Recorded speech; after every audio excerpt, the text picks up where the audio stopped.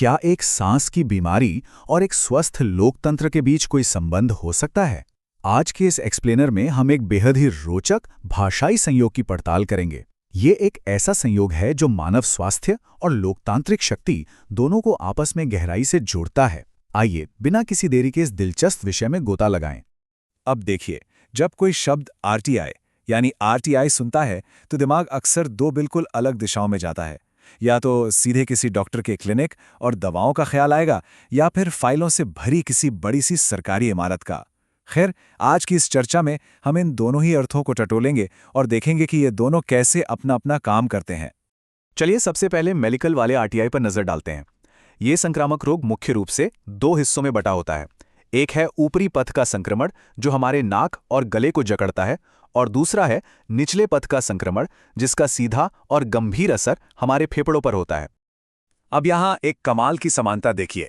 जिस तरह ये मेडिकल वाला आरटीआई मानव शरीर में ऑक्सीजन के महत्वपूर्ण प्रवाह को रोकता है ना, ठीक उसी तरह हमारा नागरिक आरटीआई एक स्वस्थ लोकतंत्र के भीतर जानकारी के आवश्यक प्रवाह को सुनिश्चित करता है। मतलब जिस तरह बिना ऑक्सीजन के शरीर काम करना बंद कर देता है, वैसे ही बिना पारदर्शी जानकारी के लोकतांत्रिक जवाबदेही का दम घुटने लगता है। तो मेडिकल दुनिया से बाहर निकलकर नागरिक अधिकारों के क्षेत्र में आते हैं। ये है सूचना का अधिकार अधिनियम 2005। भारत के राष्ट्रीय प्रतीक वाला ये ऐतिहासिक कानून खासतौर पर इसलिए जमीन पर उतारा गया ताकि आम जनता की पहुंच सरकारी रिकॉर्ड्स तक आसानी से हो सके और उन्हें ठोस कानूनी सुरक्षा मिले। इस कानून के पूरे नाम और इसके उद्देश्य पर अगर गौर करें तो इसका मूल मकसद बिल्कुल शीशे की तरह साफ हो जाता है। इसका लक्ष्य केवल पुरानी फाइलों से जानकारी निकालना नहीं है, बल्कि शासन की हर एक इकाई में एकदम जमीनी स्तर पर पारदर्शिता और उत्तरदायित्व को बढ़ावा देना है। ये सिस्टम को जनता के प्रति जवाबदेह बनाने का एक बहुत बड़ा प्रयास है। पर देखिए, ये बदलाव कोई रातों रात नहीं हुआ था। इसके विकास का सफर काफी लंबा रहा है। इस कानून ने पुराने 2002 के सूचना की स्वतंत्रता अधिनियम की जगह ली थी। फिर धीरे धीरे आगे बढ़ते हुए जून 2005 में इसे मंजूरी मिली और अक्टूबर 2005 में ये पूरी ताकत के साथ लागू हो गया। और हाँ, क्योंकि वक्त के साथ बदलाव जरूरी होते हैं, इसलिए 2019 में सूचना आयुक्तों की सेवा शर्तों को लेकर इसमें कुछ संशोधन भी किए गए।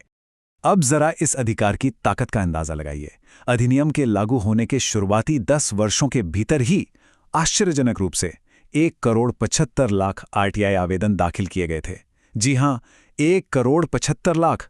ये विशाल संख्या खुद गवाही देती है कि आम जनता ने इसे कितने शक्तिशाली हथियार के रूप में अपनाया है। इसके स्ट्रक्चर की बात करें तो ये व्यवस्था काफी स्वायत्त और बंटी हुई है। एक ओर हमारा केंद्रीय सूचना आयोग है जो भारत के राष्ट्रपति के सीधे अधिकार क्षेत्र में आता है। वहीं दूसरी ओर स्वतंत्र राज्य सूचना आयोग हैं जो अपने अपने राज्यों के राज्यपालों के अधीन काम करते हैं। दिलचस्प बात यह है कि केंद्र का राज्यों वाले आयोगों पर कोई सीधा अधिकार क्षेत्र नहीं होता है। लेकिन एक सवाल अक्सर उठता है, कौन सा विभाग जानकारी देने के लिए बाध्य है और कौन नहीं? ये एक लगातार चलने वाली रस्साकशी रही है। कई फैसलों में प्राइवेट हो चुकी सार्वजनिक कंपनियों को भी इसके तहत जवाबदेह ठहराया गया है। और राजनीतिक दलों की बात करें तो 8 राष्ट्रीय दलों को भी इसके दायरे में लाने की लंबी बहस हुई है। हालांकि फिलहाल वे आधिकारिक तौर पर इस कानून की पहुंच से बाहर ही रखे गए हैं। अब आते हैं हकीकत की चुनौतियों पर। कागज पर सब अच्छा लगता है, लेकिन असलियत में यह अधिकार अक्सर नौकरशाही की भूल भुलैया में खो जाता है। एक चौंकाने वाला आंकड़ा देखें तो अकेले दिल्ली में सूचना आयुक्तों के पास आने वाली अपीलों की अस्वीकृति दर लगभग 60% है। ये आंकड़ा स्पष्ट रूप से दिखाता है कि जानकारी पाना उतना सीधा नहीं है जितना लगता है। इतनी सारी अपीलों के खारिज होने के कारण जानकर और भी हैरानी होगी। अक्सर ये बहुत ही कठोर और तकनीकी बाधाओं की वजह से होता है, जैसे कि अपील का अंग्रेजी में ना होना या एक साधारण सा इंडेक्स लगाना भूल जाना। जरा सोचिए, क्या भाषा या एक पन्ने की कमी जैसे छोटे कारणों से एक इतने बड़े मौलिक अधिकार को रोका जाना चाहिए? अपील खारिज होने के अलावा कुछ जानकारी तो इस कानून के दायरे से ही पूरी तरह बाहर रखी गई है। अधिनियम की धारा 24 हमारे खुफिया और सुरक्षा संगठनों को जानकारी साझा करने से छूट देती है। हालांकि इसमें भ्रष्टाचार या मानवाधिकार उल्लंघन के अपवाद जरूर शामिल हैं, लेकिन फिर भी ये राष्ट्रीय सुरक्षा और सार्वजनिक पारदर्शिता के बीच एक बहुत ही स्पष्ट सीमा रेखा खींच देती है। कुछ मामले तो और भी पेचीदा हैं। कई बार सरकारी संस्थाओं द्वारा बौद्धिक संपदा यानी इंटेलेक्चुअल प्रॉपर्टी अधिकारों का हवाला देकर जानकारी देने से बचने के उदाहरण सामने आए हैं, जैसे नोटबंदी से जुड़े सवाल पर आरबीआई का जवाब या उत्तर प्रदेश में एक नदी परियोजना से जुड़ी जानकारी का नकारा जाना। ये मामले पारदर्शिता की राह में आने वाली बिल्कुल नई चुनौतियों को दर्शाते हैं।